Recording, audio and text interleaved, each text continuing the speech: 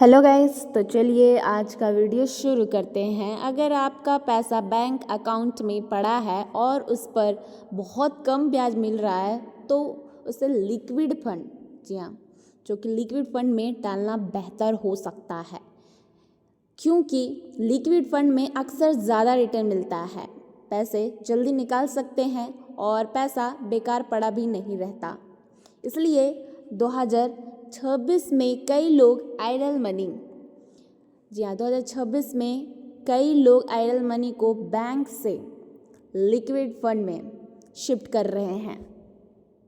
अब हम बात करते हैं न्यूज़ की, जी हाँ, और अब हम बात करते हैं न्यूज़ की। तो बैंक में पैसा रहने की प्रॉब्लम, अधिकतर सेविंग अकाउंट सिर्फ 2.5%, जी हाँ, 2.5% से 3.5% सालाना इंटरेस्ट देता है। लेकिन महंगाई, इन्फ्लेशन, जो कि 3 से 8%, जी हाँ, 3 से 8% के बीच रहती है। इसका मतलब है पैसे जो कि बैंक में पड़े रहने से धीरे धीरे उसकी असली जो कि कीमत, वैल्यू है, वो कम होती जाती है। अगर मैं आपको एग्जांपल के थ्रू समझाऊं तो अगर आज आपके पास 100 है तो कुछ साल बाद, जी हाँ, उसकी 100 से पहले जितनी चीज़ मिलती थी उतनी नहीं मिलेगी। तो बैंक में पैसे जी हाँ, जो बैंक में पैसे बढ़ने से ज़्यादा महंगाई तेजी बढ़ती है। जी हाँ, महंगाई काफ़ी ज़्यादा तेज़ी से बढ़ी है, इसलिए पैसा असली में घट रहा है। अब बात हो रही है लिक्विड म्यूचुअल फंड क्या होते हैं। तो लिक्विड फंड एक तरह का डेट म्यूचुअल फंड होते हैं। जी हाँ, वो एक तरह का डेट म्यूचुअल फंड होते हैं और ये आपके पैसों को बहुत कम समय के लिए सुरक्षित जगहों पर इन्वेस्ट करता है। जैसे कि यहाँ पे देख सकते हैं ट्रेजरी बिल्स, कमर्शियल पेपर्स, जो कि शॉर्टकट में सीपी कहते हैं, और सीडी, जो कि सर्टिफिकेट ऑफ डिपॉजिट, जिसे शॉर्टकट में सीडी कहते हैं। ये सभी छोटे समय के लोन जैसे इंस्ट्रूमेंट होते हैं। इनकी मैच्योरिटी आमतौर पर 91 दिन के अंदर होती है, इसलिए आपका पैसा काफ़ी सेफ रहता है और ज़रूरत पड़ने पर जल्दी निकाला जा सकता है। तो लिक्विड फंड में पैसे थोड़े समय के लिए सुरक्षित जगह पर रखा जाता है, इसलिए पैसे आसानी से निकाल भी सकते हैं। और अब बात हो रही है सेविंग अकाउंट से ज़्यादा रिटर्न 2026 में। आमतौर पर सेविंग्स अकाउंट रिटर्न लगभग यहाँ पर देख सकते हैं कि 2.5% से 3.5% मिलता है। और अब बात हो रही है लिक्विड फंड रिटर्न की, तो लगभग 6.5% से 7.5% तक मिल सकता है। यानी लिक्विड फंड में रिटर्न सेविंग अकाउंट से लगभग 2 गुना, जी हाँ, 2 गुना हो सकता है। तो एग्जाम्पल के थ्रू अगर मैं आपको समझाऊं, अगर आप 1 लाख सेविंग अकाउंट में रखते हैं तो साल में लगभग 2500, जी हाँ, 2500 से 3500 मिल सकता है। अगर वही पैसा लिक्विड फंड में, जी हाँ, वही पैसा अगर लिक्विड फंड में रखें तो लगभग 6500 से 7500 तक मिल सकता है। तो ये जो कि सेविंग अकाउंट्स में पैसे धीरे बढ़ते हैं, लेकिन लिक्विड फंड रिटर्न में थोड़ा ज़्यादा तेज़ी से बढ़ता है। अब बात हो रही है फाइनेंशियल एग्जाम्पल्स की।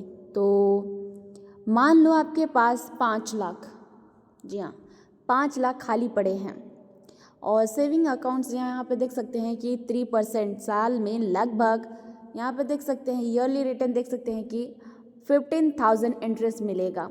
और अब बात हो रही है लिक्विड फंड में, तो लिक्विड फंड में यहाँ पे देख सकते हैं कि 7%, जी हाँ, लिक्विड फंड में 7% साल में लगभग 35,000 तक मिल सकता है। तो डिफरेंस क्या है, जी हाँ, डिफरेंस क्या है, तो हर साल लगभग यहाँ पे देख सकते हैं कि 20,000 ज़्यादा कमाई हो सकती है। अगर ऐसे 3 से 5 साल तक चलता है तो कंपाउंडिंग की वजह से कमाई और ज़्यादा बढ़ जाती है।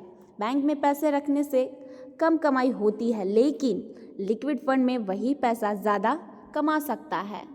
और अब बात हो रही है पैसे जल्दी निकाल सकते हैं, हाई लिक्विडिटी।